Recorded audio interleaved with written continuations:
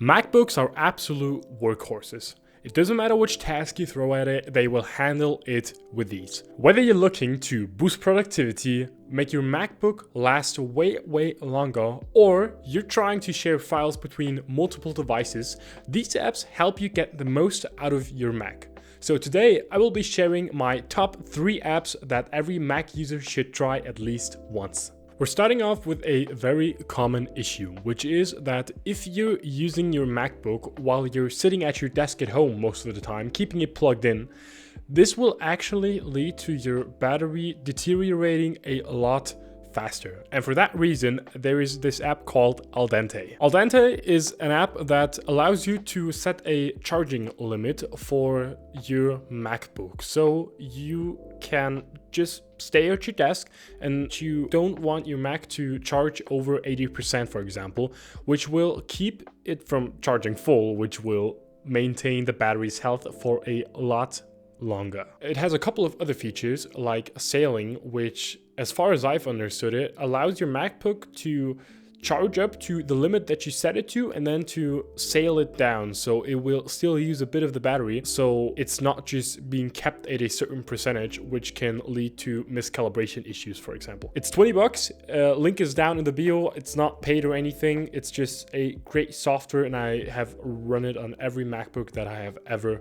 owned. Since I come from Windows, I am used to being able to just hold Alt and Tab and then skip around all of my currently open windows.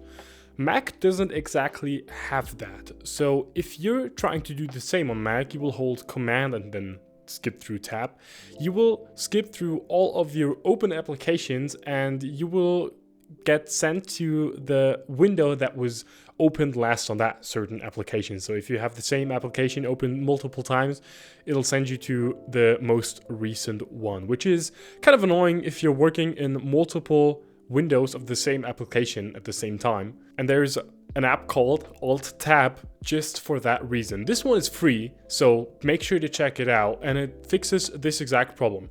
It will allow you to hold Option and Tab and then have the exact same functionality as on Windows. And this is genuinely one of the features that I miss the most on macOS, and I still don't understand to this day why Apple has not implemented it. It's especially great if, say for example, you have multiple browser windows open to separate all of your tabs.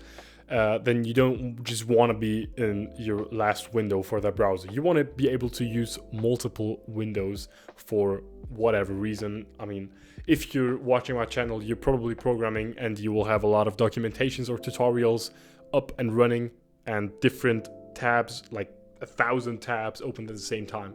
So this will absolutely come in handy. And speaking of Windows, I still use a Windows PC to edit all of my videos. It's a lot powerful than my M1 MacBook Air that I own. And an issue that I'm facing is that Apple has AirDrop, and I also own an iPad, and AirDrop works absolutely flawless between the two.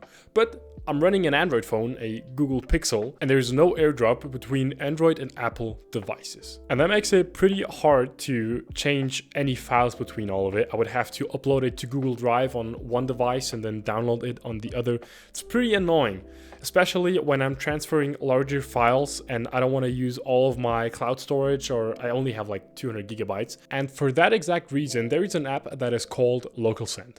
LocalSend allows you to open it up on the 2 machines that you want to send and receive your files from.